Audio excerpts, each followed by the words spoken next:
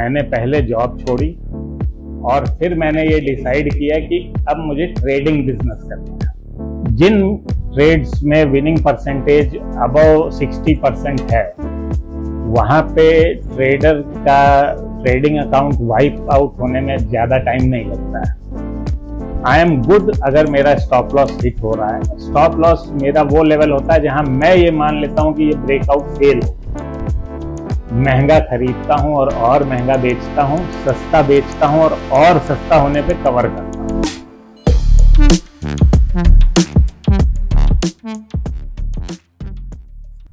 Hello, आज हमारे साथ है सुनील सर। सुनील जी एक निफ्टी फ्यूचर्स ट्रेडर हैं। पेशे से एक इंजीनियर रहे हैं, काफ़ी साल इंजीनियरिंग का काम भी किया है, अभी ये फुल टाइम ट्रेडर हैं। तो आज हम इनसे ही पूछते हैं कि ये ट्रेडिंग लाइन में कैसा है। सर, तो ट्रेडिंग लाइन में कैसे आए तो बड़ा यूनिक क्वेश्चन है, बिकॉज मैंने पहले नहीं जाना था कि ट्रेडिंग कोई प्रोफेशन है।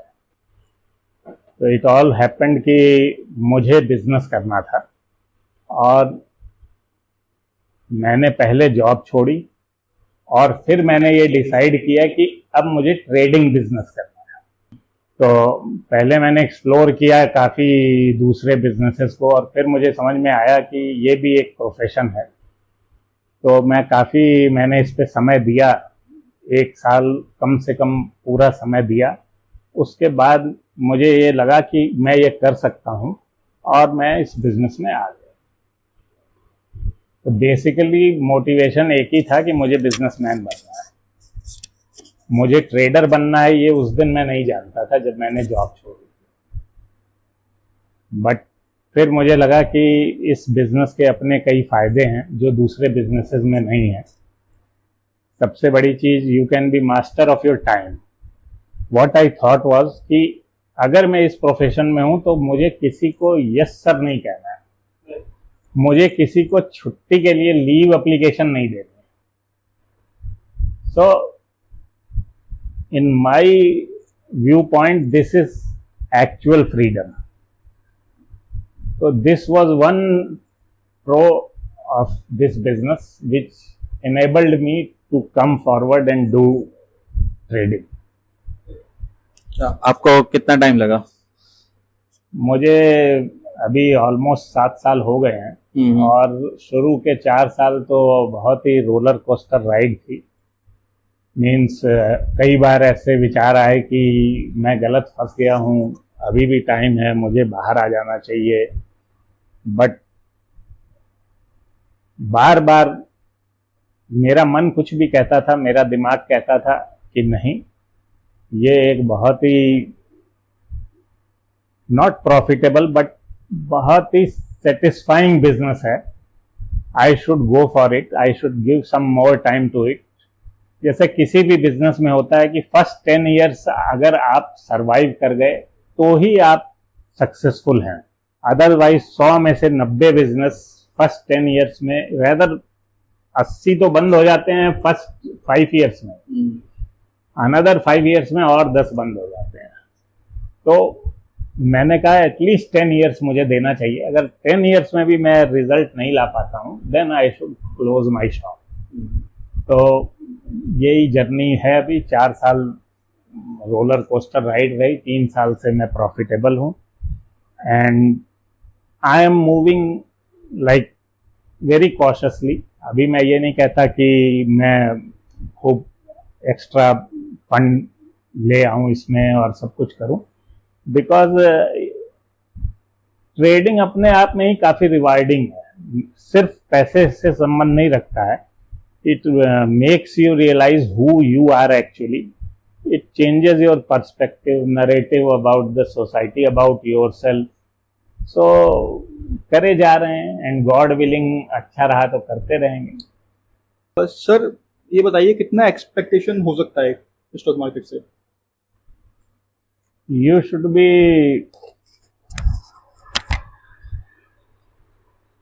not too pessimistic but not too optimistic also.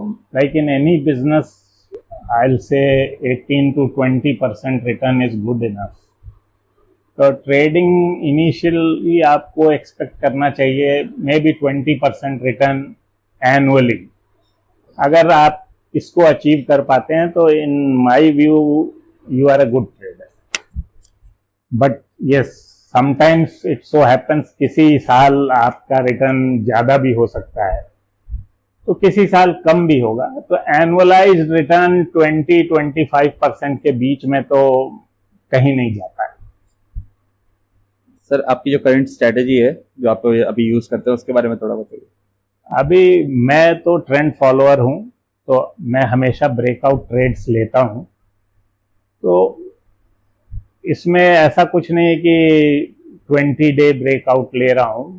मेरे टाइम फ्रेम पे जो ब्रेकआउट आते हैं एंड जो चार्ट पे विजिबली दिख रहा है कि ये एक ब्रेकआउट पॉइंट हो सकता है, मोर और लेस मैं उन्हीं ब्रेकआउट्स को ट्रेड करता हूं। मेरी विनिंग परसेंटेज 30 के आसपास है, मीन्स 100 में से 70 ट्रेड मेरे फेल होते हैं, 30 आर प्रॉफिटेबल। बट अगर आप रिस्क रिवार्ड रेशियो देखेंगे तो वो 1:5 होता है। तो किसी भी ट्रेडर को कभी विन परसेंटेज से इसका आकलन नहीं करना चाहिए कि ये स्ट्रेटेजी कैसी है, बिकॉज जिन ट्रेड्स में विनिंग परसेंटेज अबव 60% है वहां पे ट्रेडर का ट्रेडिंग अकाउंट वाइप आउट होने में ज्यादा टाइम नहीं लगता है। So you should always focus on a lower winning percentage and rather focus more on risk reward। मैं हमेशा अपना स्टॉप लॉस सिस्टम में लगा के रखता हूं, कभी मेंटल स्टॉप लॉस नहीं है, it is always there in system and I am good अगर मेरा स्टॉप लॉस हिट हो रहा है। स्टॉप लॉस मेरा वो लेवल होता है जहां मैं ये मान लेता हूं कि ये ब्रेकआउट फेल हो गया, उसके बाद अगर बाजार वापस ऑपोजिट चला गया तो चला गया, I will wait for next entry. ये होता है बाजार में कई बार, यही मेरी स्ट्रेटेजी है। बेसिकली महंगा खरीदता हूं और महंगा बेचता हूं, सस्ता बेचता हूं और सस्ता होने पे कवर करता हूं। इसमें एक पॉइंट और ऐड कर देता हूं, because Ashish ji option seller हैं, तो मैं इस स्ट्रेटेजी में ऑप्शन बाइंग कर लेता हूं। कई बार मैं फ्यूचर्स की जगह ऑप्शन बाय कर लेता हूं, मंथली ऑप्शन, नॉट वीकली और एनीथिंग। उस करंट मंथ का ऑप्शन मैं बाय कर लेता हूं उस फ्यूचर ब्रेकआउट प्राइस पे और अपने ट्रेड को ट्रेल करता हूं ऑन फ्यूचर्स चार्ट। अगर फ्यूचर्स चार्ट पे स्टॉप लॉस हिट हो रहा है तो मैं ऑप्शन से बाहर हो जाता हूं। उसमें यह होता है कि आपको मेंटल बॉदरेशन कम होती है, बट आप 0.5 डेल्टा का अगर ऑप्शन ले रहे हैं तो आपको 2 लॉट लेना पड़ता है फ्यूचर के 1 लॉट की जगह, जिससे कि आपका प्रॉफिटेबिलिटी वही रहे। लेकिन मैंने लॉन्ग टर्म में देखा है कि उसमें मेरा विनिंग रेशियो कम हो जाता है। मतलब अगर फ्यूचर्स में 100 पॉइंट बने हैं तो ऑप्शंस में 85 या 90 पॉइंट ही बनते हैं, कभी 100 नहीं बनते 2 लेने पे, इसलिए आई रेजिस्ट डूइंग ऑप्शन बाय। सो मेरा क्वेश्चन इस बार दोनों से आपसे, सर फ्यूचर्स में आपको क्या लगता है प्लस पॉइंट है और क्या ड्रॉ डाउन है, और ऑप्शंस का आपके लिए सर? फ्यूचर्स का पॉजिटिव पॉइंट ये है कि फ्यूचर्स में एक तो थीटा डीके नहीं होता है, तो आपको जो दिख रहा है वो आपको मिल रहा है।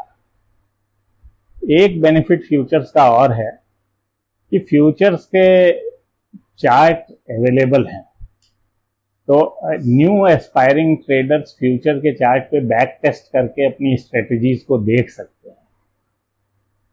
ऑप्शंस में बेनिफिट ये है कि अगर आप ऑप्शन बाइंग कर रहे हैं फ्यूचर बाइंग या सेलिंग की जगह, तो आपका ब्रोकरेज एंड कमीशन चार्जेस एक राउंड ट्रेड का काफी कम है कंपेयर टू फ्यूचर्स। फ्यूचर्स के एक राउंड ट्रेड में 3 पॉइंट करीब करीब चले जाते हैं, वेयरएज ऑप्शंस में 1 पॉइंट जाता होगा। अगर आपका लॉट साइज बड़ा है तो मे बी 0.8 से ही हो जाता है। तो मेरी समझ से यही एक प्लस पॉइंट है, और फ्यूचर का चार्ट अवेलेबल होने की वजह से हम उसको बैक टेस्ट कर सकते हैं। ऑप्शंस में अभी ये चीज अवेलेबल है। बाकी फायदा आप बताइए। ऑप्शंस का दो तीन फायदे हैं। एक तो आपको मल्टीपल इंडेक्स मिलता है जिसमें लिक्विडिटी आपको ज्यादातर इंडेक्स में अभी अवेलेबल है। इंडिया का ऑप्शन मार्केट सबसे बड़ा है, तो ऑप्शन में एक तो आपका कैपिटल साइज की रिक्वायरमेंट भी कम हो जाती है। अगर कोई पर्टिकुलरली बाइंग में आ रहा है, उसका कैपिटल रिक्वायरमेंट कम है, तो वो टेस्ट ट्रायल फेज जो स्टार्टिंग का रहता है लोगों का, कम कैपिटल से भी करा जा सकता है। प्लस हेजिंग का भी ऑप्शन है, जो फ्यूचर में नहीं मिल रहा आपको हेजिंग का ऑप्शन, उसके लिए आपको ऑप्शन ही करना पड़ेगा, तो वो एक एक्स्ट्रा बेनिफिट मिलता है। तो ये है। चार्जेस वगैरह आपने जैसे बताया, चार्जेस ऑप्शंस के कम है, तो वो रह जाता है। तो यही मेरे को दिख रहा है कुछ जो डिफरेंसेस होते हैं ऑप्शंस में और फ्यूचर्स में। बाकी एट द एंड सब कुछ तो साइकोलॉजी पे ही डिपेंड करता है, ट्रेडर वैसे ही ग्रो करेगा। Thanks for your interview. आपसे मिलकर बहुत अच्छा लगा, आपसे बात कर बहुत कुछ नॉलेज हमको मिली। थैंक यू, मुझे भी काफ़ी अच्छा लगा है ट्रेडर फ्रेटर्निटी से मिल के, बिकॉज इस प्रोफेशन का सबसे बड़ा ड्रॉबैक ये है कि आपको कभी भी कोई दूसरा ट्रेडर नहीं मिलता। हाँ। So thanks thank you. Everybody.